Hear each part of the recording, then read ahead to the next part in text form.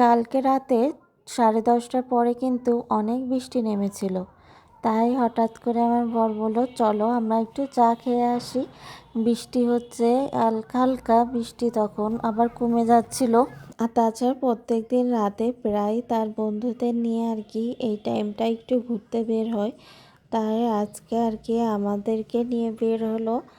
এই যে মেয়েও সেই সময় খাওয়া হয়ে গিয়েছে, তাই আর কি ভাবলাম বের হই, বাইরে বৃষ্টি হচ্ছে, ভালো লাগবে তাই আর কি বের হলাম। আর দেখেন বৃষ্টি হলে যে একটা ঠান্ডা ঠান্ডা বাতাস দেয়, কিন্তু খুবই ভালো লাগে।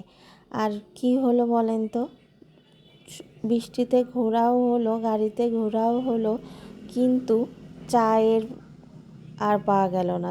ওরা কিন্তু প্রত্যেক দিনই আর কি বের হয়, চাটা খেয়ে আসে, কিন্তু এই দিনকে আর কি বৃষ্টির জন্য বের হতে, বৃষ্টিতে আর কি চায়ের দোকান বন্ধ ছিল, তাই আর কি হয়নি।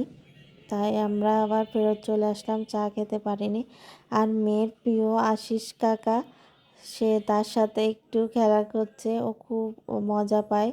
আশিস তার মেয়ের সাথে তো বান্ধবী হয়ে গিয়েছে, প্রত্যেকদিন সন্ধ্যায় তাদের খেলাধুলা চলে। আর এই যে দেখেন তখনও কিন্তু বৃষ্টি হচ্ছে, তাই ভাবলাম রাতের বেলা বৃষ্টি দেখা যাবে লাইটের দিকে দিলে, তাই আর কি ভিডিও করলাম হালকা। এই ছোট্ট একটা ব্লগ আপনাদের সাথে শেয়ার করলাম। ভালো থাকুন, সুস্থ থাকুন, টিনা লাইফস্টাইলের সাথেই থাকুন। ধন্যবাদ। তখন প্রায় 12টা 12:30 বাজে, আমাদেরও খিদে পেয়ে গিয়েছে।